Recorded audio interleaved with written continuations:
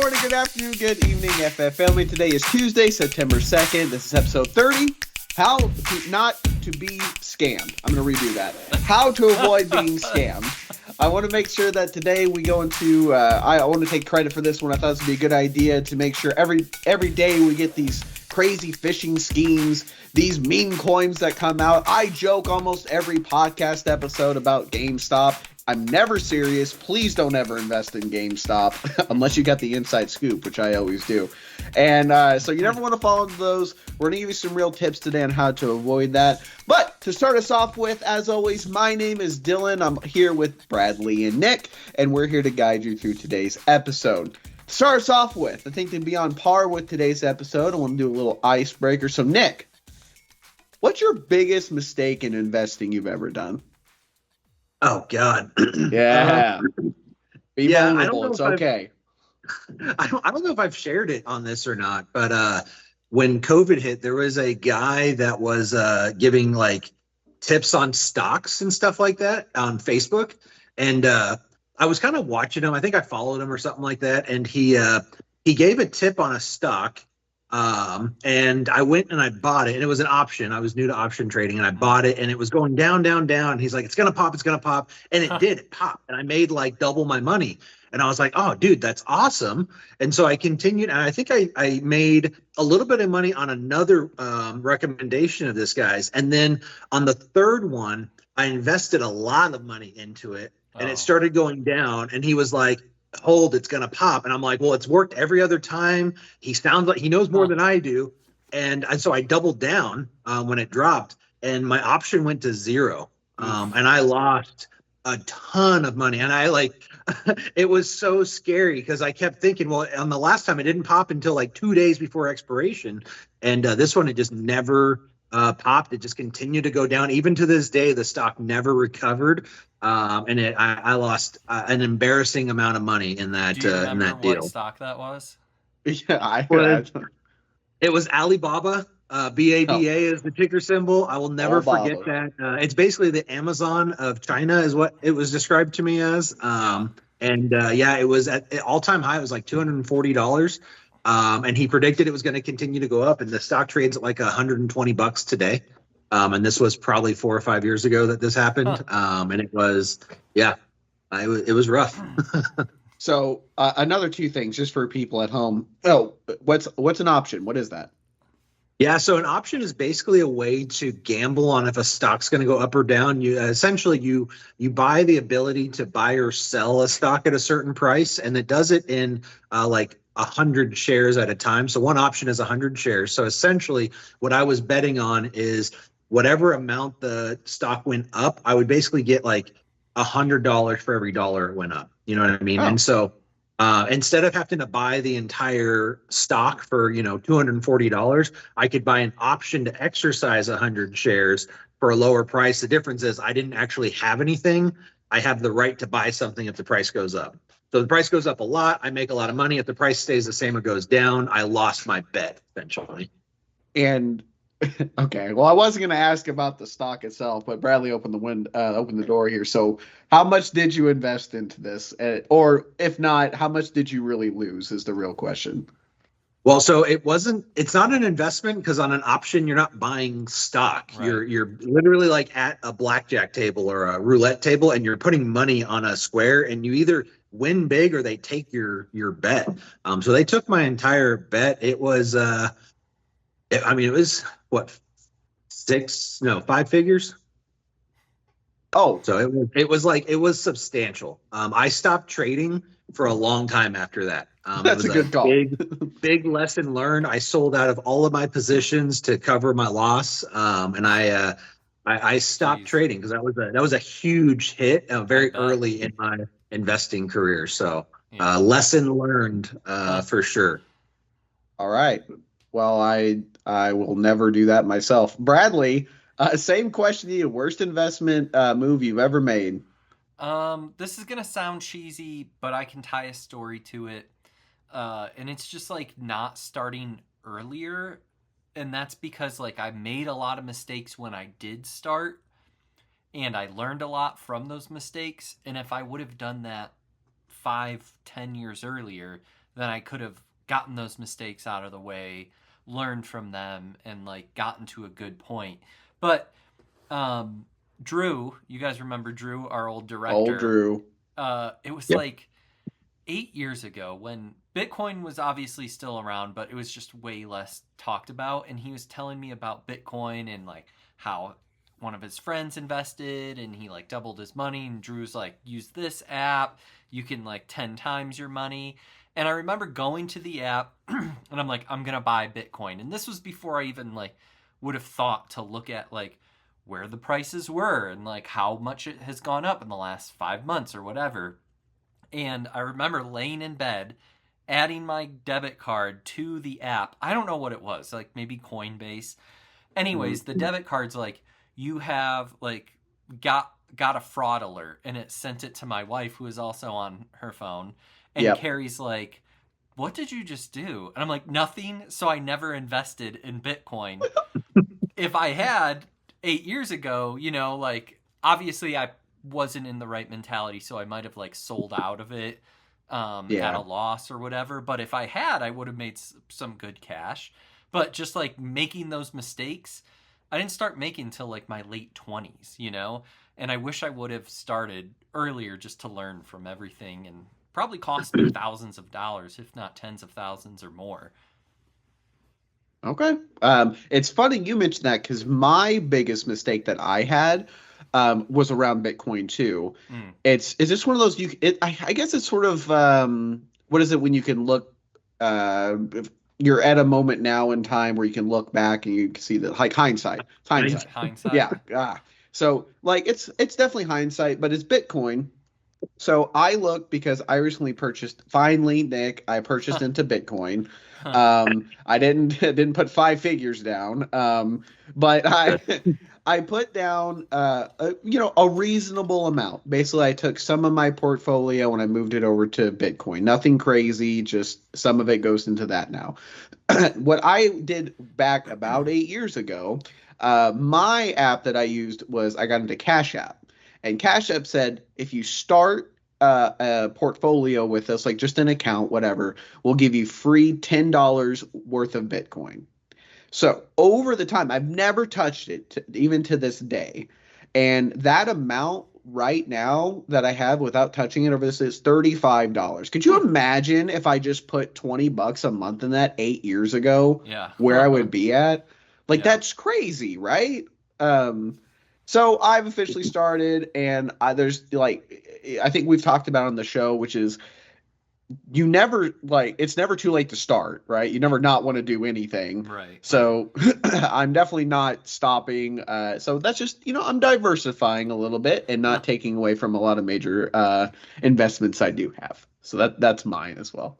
Yeah. Well, gentlemen, appreciate you both for starting on here. As I mentioned for everybody on here, today is all about how to avoid being scammed. So I'm going to go between these two lug nuts and we're going to go over what options are to avoid them. What are the scams that you might have heard about? You'll probably hear some new ones, some new crazy, wacky schemes going on, or the ones you probably heard on the news every other night.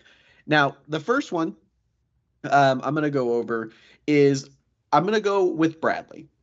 These are going to be some stories I would like to hear from you about, like, what are some of the bad either mentalities or like the bad ones, like experiences you've had with these. So the first part of it, have you fallen for bad ideas that are on the verge of scams or get rich quick schemes? I think I've given an example like GameStop in the past, Right. So what are some of the, if you've fallen for them, what were they?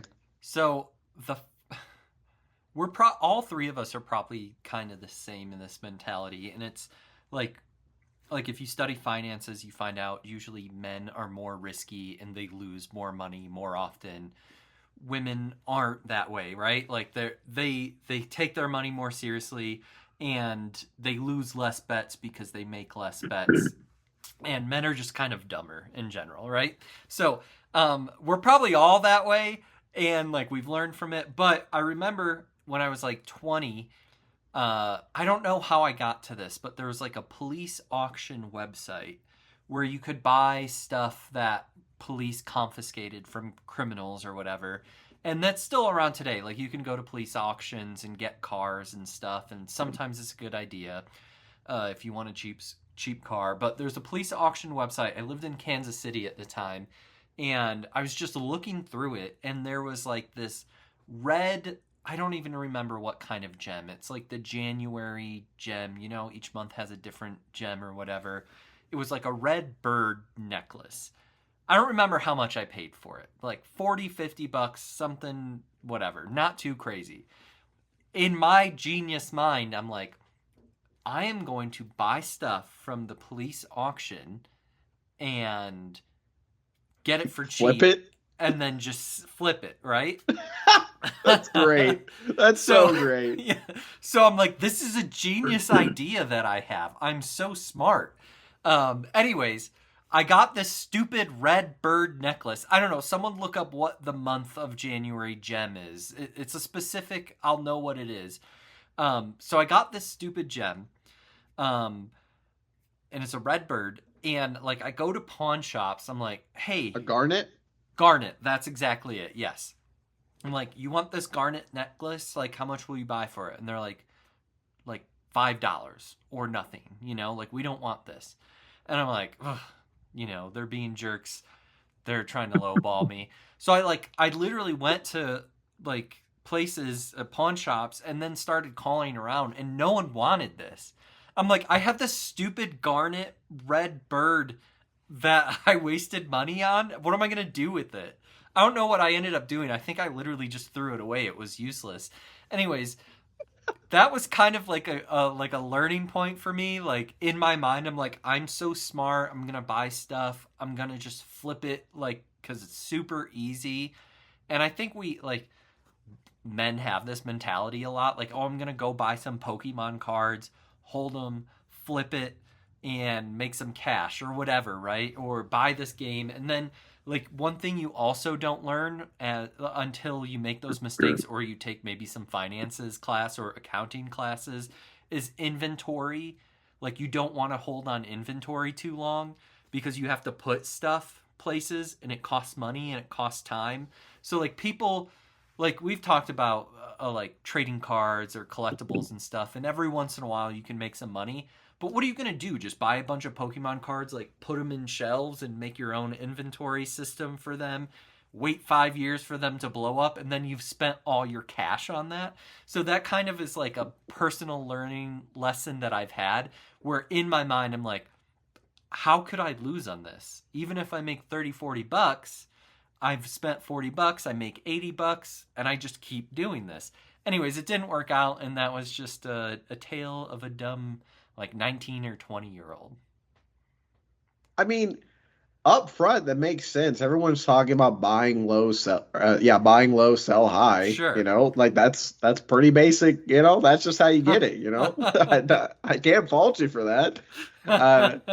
Nick, what about you? What was either a bad mentality around that sort of like that idea, or just the bad idea you felt for something? You know. Yeah, I mean, I've fallen for lots of bad ideas. Contrary to Bradley, I actually did buy Pokemon cards and sit on them for 5 years and then sold them. So it worked out for me, but I also It's just possible. like enjoyed. I enjoyed having them, like collecting. It's them, real you know, estate, so baby. that was That's all fun. it is. Yeah, real estate. But no, I think I don't know, kind of the get rich quick kind of mentality. I think I've shared, and I think we all have similar upbringings where like we were low income and kind of growing up and stuff. And you know, my family has a lot of like I think I've shared this too, like, oh, just buy Walmart stock, it'll go up. And it's like, well, that's not necessarily how that always works, you know. Walmart's overvalued right now. What are you talking about? But we, you know, have a lot of this like thought of like get rich quick kind of mentality, and I think that's always hurt people. And I you know, kind of growing up, I realized that there's a risk versus reward kind of thing, right? And the more likely something is to pay off, like the less that you're going to get from it, right? And the more risky something is, the more likely it is to pop off, but you're also more likely to like lose everything. So there's nothing that's like a guarantee and going to make you rich overnight. You know what I mean? The more conservative and, you know, slow roll, like that's more definitive and going to happen, but you're going to make small amount of money over time. Those other risky things, it's just like, it's, you might as well go to a casino, and just put it all on black, because that's basically what you're doing. And so understanding that everything that comes across, like, there's a risk versus a reward. If you see something that's really cheap, you buy a house that's, $50,000. Well, the downside is there's probably going to be foundation issues and a lot of work that needs to put into it. Like there's very rarely something that's just like, ooh, I'm going to go and do this thing and be a millionaire in a week type of thing. Unless there's a huge risk to it. And I think learning that kind of helped me avoid things where the old saying, if it's too good to be true, it probably is. It really holds true, for sure. So you got to do your research. Nick, were you here when we talked about me going to Vegas and playing roulette? I don't think so. Okay, I think that was just Dylan and I. But you said put it all on black. So Carrie and I went to Vegas for our 15-year anniversary, and we don't gamble. But like we go because it's like really hot and we soak in the sun. It was like 115 degrees. And we just like wanted to go to like a nice luxurious place, but we don't gamble like at all. But the last night, we're like waiting for takeout, and it was the last night, and there was like the electronic roulette machine, and I was like, oh, let's just sit here and like let's put $5 on it or whatever, like just for fun, right? Because we weren't trying to make it big or anything.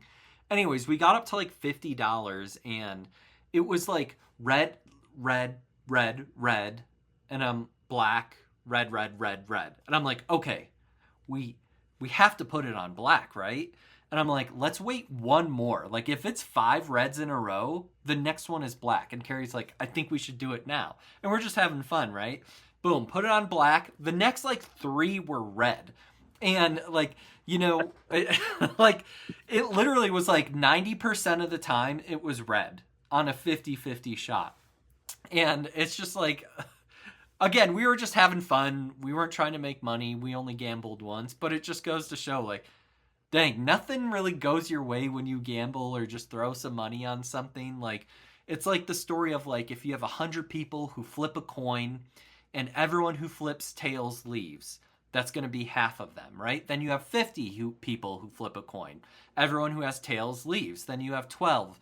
Then you have 6. Eventually, you're going to have one guy in the end who's like, dang, I just flipped a coin head 8 times, And it's like that mentality just always kind of kills us and hurts us in the end. Anyways, it was hilarious. And don't play roulette because you're going to lose. That reminds me of a scam that's very similar. I don't know if you've heard this, but you basically take 100 people and you take a sports game, right? And you send 50 of the people, this team's going to win. You send the other 50, this team's going to win. And whichever team wins, you take those 50 and you send the next game and you say, hey, this team's going to win to half, this team's going to win to half. And then you just keep going down. And by the time you get to the end, you have 2 people that think you're a genius and you're never wrong. And they will invest whatever you want. So because they're like, that sounds about right. But you know what I mean? So it's the same kind of concept, though. Yeah. It's crazy. That's a better connection than I thought, because I thought with Bradley flipping the coin, I was like, hey, 60% of the time it works every time. You know what I mean? That's where my mind went. That's funny. All right. Thank you, gentlemen. I appreciate that. Moving on to the next one. Nick, you kind of starts off, so I'm going to go with you on this. So what are some examples of scams or schemes that you either know of or prevented others from being in, that you caught early, or you're like, that's just not okay? Yeah, it's crazy because when you think of like scams and schemes and stuff like that, you think about like the Nigerian prince kind of scenario, right? And here's what's crazy is like everybody knows about that, but like you don't really see that popping up anymore, because the whole thing about scams is like they evolve, right? Yeah. And what's crazy is I looked into like who is getting duped by these scams, and you think it's like the grandmas and just the dumb people. Like a lot of times it's actually like middle upper class people that understand just enough to be like, hey, maybe I can take advantage of this opportunity, And I think there's a lot of different ones where there's obviously like phishing scams where they're just trying to gather information from you. There's some that are trying to like get you to log into something so they can, take over, get into your bank account. I think some of the more common ones are like, hey, let me overpay you for something and then get it refunded, type of thing, so that you're on the hook and the bank doesn't catch it for a couple of days. But I think it goes back to, like, if it seems too good to be true, it probably is, right? Like, if you're selling something, nobody's going to overpay you for that thing, right? Like, nobody's Right. going to give you more than what you're asking for. So if somebody is, then it's probably too good to be true, right? I think a really good, if you do buy and sell anything, a really good indicator that it's probably legit is, like, they haggle with you, because that's a pretty common thing for people to do. But somebody that's just like, ooh, thanks for your fast reply, this sounds great, I will buy it for full price, like, that's probably not how real life works, and that's going to be some kind of a scam. But I think the problem is that as scams continue to evolve, it's hard to really know what that's going to look like, because everybody uses, Cash App and stuff like that, and PayPal and things like that now. So it's like a lot of them are legit, and you do 100 legit transactions, you're not thinking about that 101 that's going to be a scam. And so you let your guard down, really. And so I think just being vigilant about looking for those too good to be true type of things. And if something feels off, like, just back out. You know what I mean? Your gut's probably looking at things that you're not, like, consciously aware of, that you're like, hey, this feels off. It's okay to just bow out. I'd rather be safe than sorry. And I think a lot of people, don't trust that kind of inner, gut feeling when they should. But yeah, it's hard to say, but I'd say a couple of those common ones are just those, like, overpayment refund type situations. So you gotta protect yourself a lot in those situations. Yeah, I think a real life example would be, hey, something along the lines of, I need this to get help of some sort, like those scams, and it's always the friend that needs it, or like, hey, I know a buddy that needs help and I need them to do this. I need to get this amount from you. The other one that I recently heard about, I can't remember if it was like a random text or an email, but it reached out being like, hey, I can get you $1,000. And I'm like, what? I thought it was a buddy doing a prank on me, legit. Um, I was like, who is this? And it's like, no, no, no. I know this is random, but I have this plan. And I said, okay, what is this? I wasn't going to do anything. I want to be very clear, but I thought it was interesting. The person, whoever this was, they were like, okay, if you give me $20, here is what I can give you. But if you want to give me more, here's your option. So it was like 10 gives you 50, 20 is 100, and then so on and so forth. Give me 1,000, you get 10. And I'm like, how? Where do you get off doing this? Like, what do you get Was from this like this? a text message or a phone Like I said, it call? was an email or a text. I Oh, can't email. remember Okay. which one I did. It was one of them, and this was years ago. Oh. Ironically, it was around the time I got Cash App, so I thought that this was like, because I was, we were talking around the call center, and I thought someone was goofing with me. You know what I mean? Um, so that's why that played out. But yeah, and I was like, okay, I'm not doing that. That's silly. I don't. Why would you ever give me that amount? They never answered me, just kept giving me the printout of, here's your options, give me money. I'm like, no. And then I just blocked them. But anyway, Wow, that's Bradley, random. Do you guys ever get the unpaid toll texts? we Haven't. I've heard of it did. though. Yes, we actually had at work. I don't know if it was just a Verizon thing, but Uh-huh. we had like 5 people in the office get that message, not last weekend, but the weekend before. 5 of them got it, and they Huh. thought something was crazy. Obviously, I no one mean, did it, I thank I God. get those. Maybe it's because I have an Illinois phone number and there's a bunch of tolls there, but I get them all the time. Like, can you guys hear those dogs? Okay, good. No, okay, I I get was those like, is that texts the like you message have that an they gave you? unpaid toll, and like part of me is like, I probably do because when I go to freaking Illinois, there's like basically now all you can do is go through like the fast pass lane or iPass or whatever it's called in Illinois, and I'm like, do I have an unpaid toll? But I get those all the time, and Carrie gets them all the time, and they're just like, it's so easy. You just like click on that link and pay or whatever. I mean, like it's so easy to just get got. But like, How much are they charging you? what do you mean? like the toll. Like they're saying you click the button, you pay it. What are they saying that you owe? Oh, I don't click on the button. To be Oh, clear, okay. I Gotcha. know Okay. I like that's what I'm saying goes through my head. Like when I see that, like just like a blip through my head. Like, do I have an unpaid toll? And then, like after 2 seconds, I'm like, oh, scam. This is a scam. Um, but yeah, I mean, another one is like we talk about them all the time, but like meme coins and just like there's I think I've talked about Texit coin at least with you. Have I talked about it with you, Nick? Texit coin? No, I haven't heard Okay. it. I So love this story. It's so good. okay. So for my gun oil business, I go to gun shows and try to sell gun oil, right? And essentially gun oil, like it keeps your gun clean when you shoot because it builds up carbon and it helps lubricate it. But there was this booth there like about a year ago, and it was just like Texit, and like they had little coins all over their desk or table or whatever. I'm like, I don't know what that is, whatever. I just thought it was like they're selling like coins or Bitcoin or something.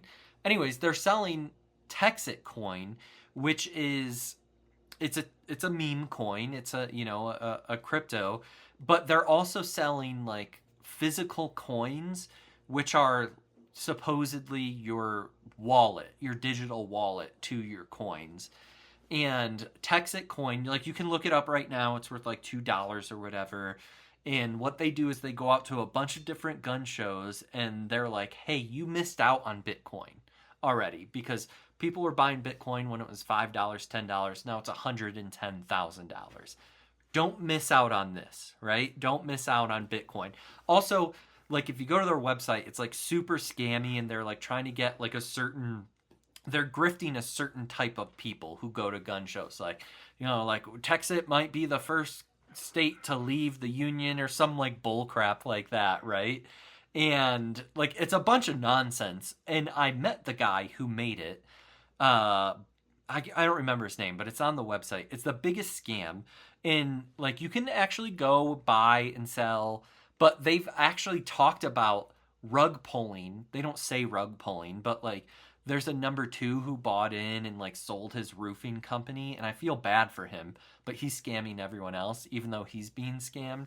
And he's like, yeah, once it shoots up, I'm going to take my initial investment out, which was a huge investment, and it was only worth fractions of pennies, so it's going to plummet the coin when he does that. He doesn't know that that's going to happen, but he's thinking he's going to make a big buck, and he might, like the first initial investors, and they're just going to leave everyone with no money in the end. So anyways, that's Texit coin, and they're still around, and you can look them up. They're like worth $2 or something.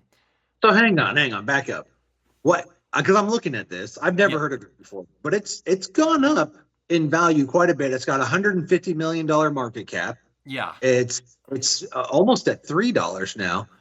It's only a year or two old, something like that, or a little less than a year old. How is this different from Bitcoin? I'm just curious because the same, other than volume, how is it different? For one, it's a Litecoin. What do they call it? Like it's based off of Litecoin. So they're doing a few different things. One, they've already said that they're going to pull out, right? They're just going to pull out because this guy put like 40 grand in. It's crazy just to say that, right? Yeah. Like, am I crazy? He doesn't know he's scamming people. Okay, this is the number two. Right. He's like, that's fair. Once it goes up, I'm going to pull out. And he owns like the majority or like a huge portion of it. And it's just going to plummet this, right? It's like any other coin.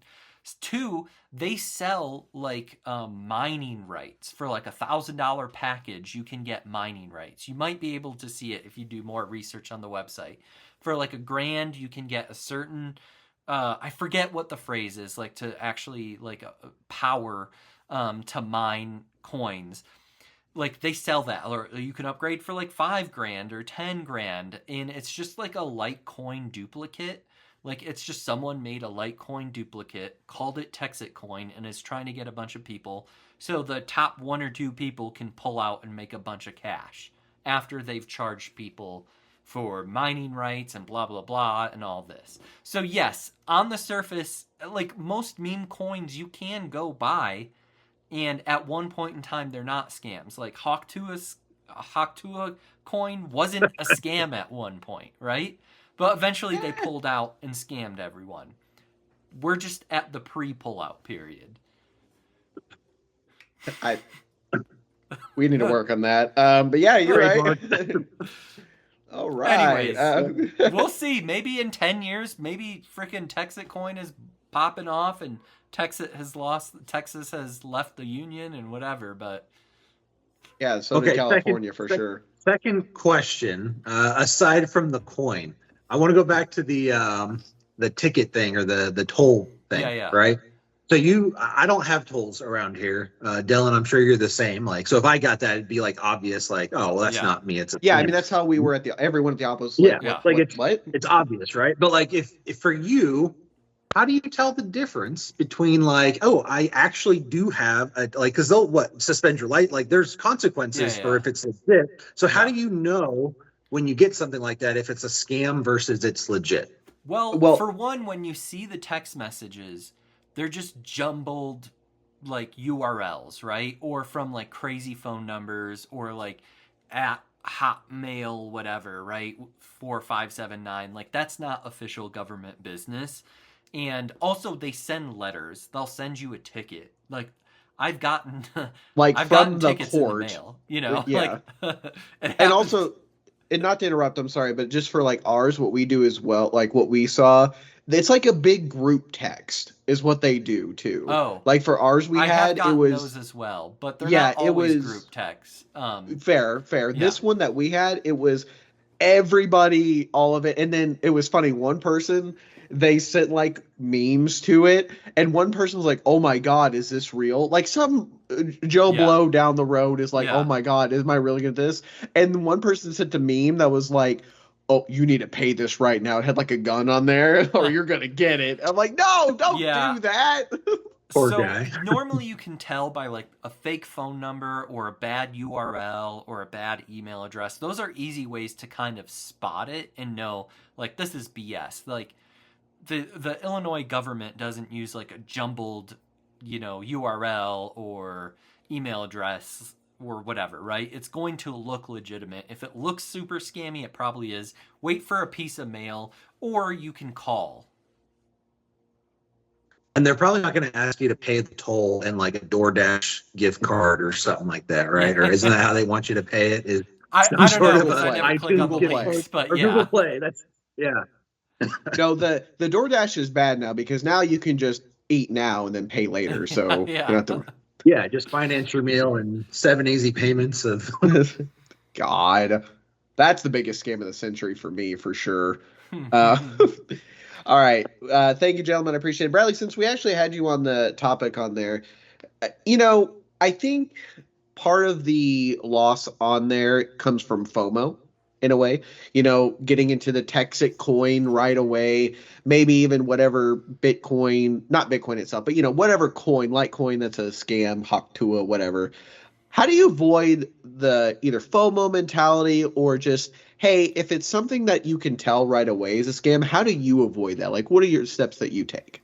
I do think that, like, there's a couple different things. One, Nick talked about this. Like, if you have a certain mentality, you will probably fall victim to it. Like, if I want to make a lot of cash now, then I'm more open to failing, like I'm more open to falling for a scam versus someone who's like, I don't need to make a lot of cash now.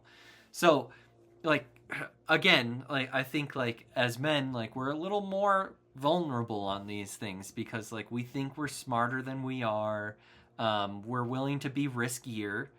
And I think part of it is, like, don't have that mentality. Like, Nick, like you said, like, don't try, like, if it's too good to be true, it is true. So you just got to kind of delete that from your mind and say, like, okay, I'm going to set a path for me. And I was thinking, Nick, when we were talking about, like, selling, buying and selling and holding, and, like, maybe that's a little bit of, like, a rule for myself that I say we should have for Freedom Finances, because because when you have the mentality that you want to make a quick buck, you're probably going to make a mistake. So maybe that's why it's like, for me, I'm like, buy and hold forever or a very long time, because I don't want people to make that mistakes. I don't want to make that mistake myself.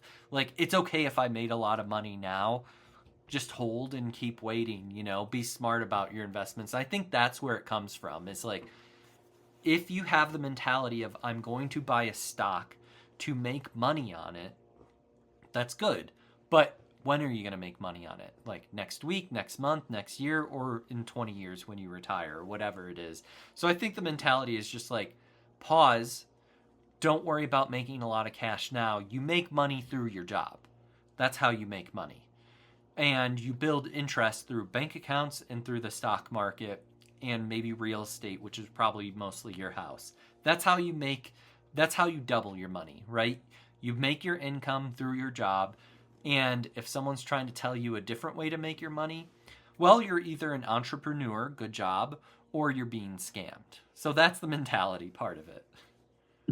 Yeah, I think to add to that, man, it's scary though, because when you look at, there's people out there that look at this, right? And it looks so enticing. And it's like, I can change my life with this, this small thing. But what people don't realize on the back end is a lot of those people are like, yeah, you can have all of this, I'm on a yacht and stuff. You just, pay $9.99 for my, my webpage or my group that you can get into, and I'll share all my secrets with you and stuff like that. And it's like, they're trying to make money themselves, but the reality of it is, for 99% of average people, like, to your point, it's like, no, that's not going to happen. Like, yeah, sure, somebody's going to win the lottery, but 99.99% of them are not going to win the lottery, and so everybody thinks they're that exception, but the reality of it is, like, you're not. You got to kind of do it the old-fashioned way. Right. But that FOMO thing it's real, man. It's you do think, because we think, I think Dylan, you said it. If you had put $20 into Bitcoin, every month 8 years ago, where would it be now? Well, yeah, but like, you can't, and we didn't know 8 years ago that Bitcoin was going to be where it is today. Some people can say they knew, but nobody knew, right? Like, the closest thing the closest thing I can think of is, like, as us three, the most we ever did with predicting something is don't freak out in April. Yeah. When the stock collapse of 2025 the market happened. Always goes up. So you don't need a crystal ball to know that. Yep. It's not rocket science. It's not a get rich quick scheme. It's just going to happen. Relax. Yeah. I think there's like you talked about the lottery, and we've talked about it before, but there's crazy things like you're more likely to get struck by lightning twice than you are to win the lottery, right? So I didn't know it was twice. I knew it was once, but is it really twice? Yes. Wow. The jackpot, to be clear. Like the big one. Yeah. Not like a scratch or $1 or whatever. But sure. There's also like sports gambling, which is a big one, because it seems so easy, right? Like, you have a good team playing a bad team. And Nick, you talked about that scam. Like, I could just pick the good team to win and make some money. And yeah, most of the time you'll be right, maybe, but depending on the sport, like in any day, like in baseball, anyone could win, right? The worst team could beat the best team in baseball, and all of a sudden you're out of money. But it's not just that. It's like, also, but guess how many points there are going to be? If you do that, you go from doubling your money to 10xing it. Now, also, who's going to score those points? You can like multiply your money by 100 times. And every time you do that, you diminish your chances of winning, and you basically guarantee that you're going to lose and give money to whatever, Bet365 or whatever the heck it is. And it's just like that mentality of like, it would be so easy to just say the Yankees are going to beat the White Sox, because they probably are. But once they get you in, they're like, but you want to earn $5 extra, but how much are they going to beat him by? 4 runs, 3 runs? Who's going to, like, is Aaron Judge going to hit a home run? He hits a lot of home runs. So, and you get to that point where you're like, okay, all of a sudden you put $35 on a $5 bet. You lose it, because if you would have won it, you would have made $3,500. And no. I mean, it's the same thing with the lottery. The point is, they need more losers than winners. That's how they make money. Yeah. Like, it's, I don't know. I feel like that's a good mentality to have, in my opinion, is realize if people are trying to get you money, the point is they want you to lose first, right? That's always their goal. They want to either take something from you first before you win. And no matter that's with scams, I mean, obviously they're going to give you anything in the end, but just assume you're going to lose. It's very simple to me. That's always what I go into. Yeah. I mean, we to one last thing, like if you think of Yeah. the lottery, basically half of the money goes to you, half of the money goes to the government, right? Through taxes. So if you think about it, it's like, okay, well, it's not really a scam because like going to taxes is a good thing, right? It funds education or blah, blah, blah. It's basically a government run scam is what the lottery is. But they're like, hey, one person is going to make $300 million. We're going to take the other $300 million. It's just a way to be like, here you go, government, whether it's state or federal. But yeah, I mean, we have scams literally at the federal level. So. Well, they call it a poor person tax, Yeah. right? Yep, And that's the point. a buddy of mine actually made a good point about like with scams, like everybody's trying to scam somebody. He recently had his roof redone, and he's like, the whole process is hilarious because my contractor is trying to scam the construction workers, and I'm trying to scam my insurance company by getting them to pay my deductible. And my insurance company is trying to scam me by not paying out. Like everybody's trying to scam somebody in some way, That's shape, or form. hilarious. So like you got to just be like defensive with that stuff, That's because funny. it's true. And some of them are, scams like, that are legal, Yeah. lottery, you could call that a scam. So yeah, it's super interesting. I think that's funny you mentioned that because my boss is like having his siding handled, and that's exactly the play that's happening right now. The company with the siding is trying to get more out of him. The insurance company doesn't want to pay for the hail damage, and this is just like the whole Everybody's scamming scamming everybody, Yep. right? And the funny thing is, like, you have to have insurance, like Oh, yeah. if you like, it's illegal to not have like car insurance, right? So the government's like, you have to sign up for the scam where they're gonna take money from them, and maybe you take money back. And this like it's against the law not to be involved with this whole thing. And wouldn't insurance be considered a scam because they're trying to just pay out less than what they get in, right? That's their whole business it's the model. whole I mean, yeah. I want to Their take more their money. goal is just to like collect on peace of mind. If they never have to do a claim in their life, Sure, they're yeah. perfect. Yeah. But that So, sounds yeah. like a scam, right? It's a Yes, government 100%. backed. It's government backed. The government's like, yes, you do have to do this, or else you owe us money then, Yeah. and maybe jail time. Oh. Maybe a little sprinkle. Oh, And scam. I mean, the real scam is taxes, right? Like, taxation's theft. All right, let's get Carrie back on the podcast. Yeah. She had my Party. back. Yeah, new tea party. All right, gentlemen, I appreciate you. This is a good session today. Let's wrap up with a little positivity. So to end this, I just want to go back to our roots a little bit. I want to talk about something good going on. So I'm going to actually, as we started with Nick, I'm going to end it with Nick on here. So Bradley, give me something good that's going on in your life right now. A couple good things going on. I've been pretty busy doing like some schoolwork, so I'm on class 8 out of 11. Oof. Boy. So I'm trying to get it all done within the 12-week period, so I don't have to pay another $3,200. So I think I'm on week 5 or 6 on class 8. So that's pretty much what I've been doing all day long. So that's going well. Yeah. Okay, perfect. For me, two things. I'm getting some upgrades with my PC setup. I actually have a new PC coming in. I'm super excited about that. Been saving up for a bit on there, so this week it should be in. And I'm picking up reading again. Started reading a new book, so that's pretty What's it cool. I'm called? excited. I don't know if I can say. You can. So okay, it's called Yeah. Bright Moon. Author unknown, and I'm really. Can I I'll say allow it? it. I'll allow you Okay. to say the author. All right. So official hard launch. Bradley has wrote a book, and I don't read books. And Like, I don't know. I don't have the patience to sit down and read a book. Yeah. I'm just one of those people, right? I will say I was hooked sooner than he said. And then a little bit later down the line, I was Bradley, you can talk about it. Like, I was just jamming like, hey, is this what's happening? This is crazy. Holy crap. Oh my God. Like, that was just what's happened. It is so far, unless he just botches the ending, which I'll tell you if you do, and you would want that. Yeah. I know you would.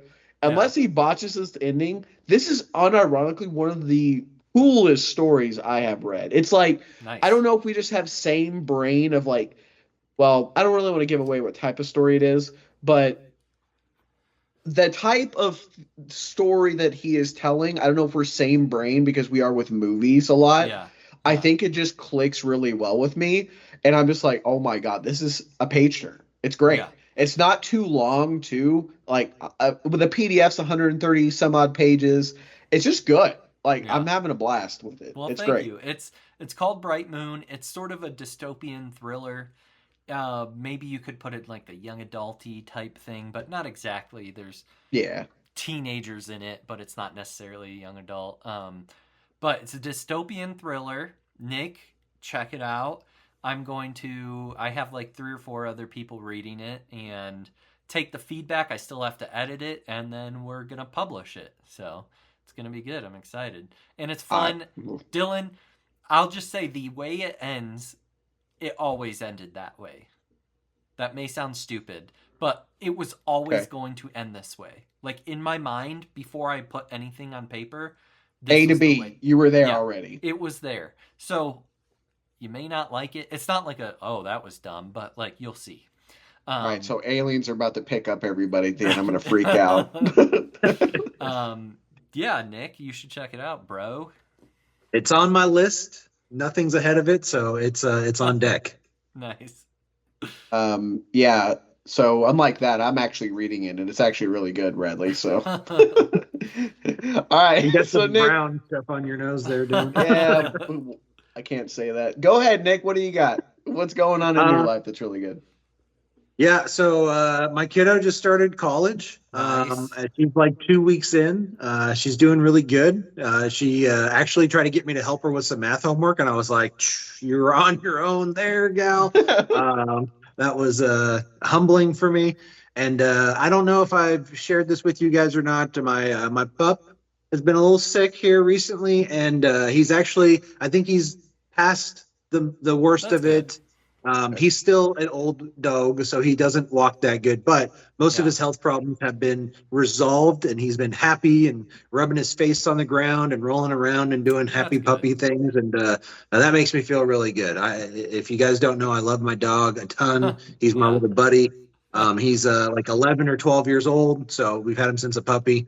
And he's doing a lot better, and that makes me happy. Good. It was funny, you were telling, before we started recording, Dylan's like, I wasn't paying attention. Mr. Pringles, who's behind me. His name is Mr. Pringles? Yes, it is. Yes, he said it before, too. Oh, my God. He's a devil dog. What kind of dog is he? He's a silky terrier. Okay. And he has an eye infection that he's had for like 2 months now. And I'm like, keep trying to clean it. We got medicine. Like, it gets better. But then he has an ear hematoma, which is like where it fills up with liquid. And it's just like hot, like it's infected with something. So we're taking him to the vet tomorrow. But like, he's 15. So, like, I'm hoping it's bad? Hopefully an ear infection plus an eye infection is something like we could take care of it. So, but yeah, we'll see in like a month or 2 from now if I'm in the same position as Nick. I hope so. Yeah. All right. I have some bad beef with that dog, but I don't. No, Chewy's the one. Oh, oh, yeah. Yeah. That's my boy right there. He needs to come through. Chewy, I hope, gets ran over by a car. Anyway, I hope. No, I'm kidding. All right, everybody, I appreciate you for being here today. It was a great session. I hope everyone learned a little bit. Once again, Thank you, FF family. Appreciate you for viewing the whole episode and being a part of us on this adventure. So once again, thank you. Have a great morning, afternoon, and evening. Peace. Adios.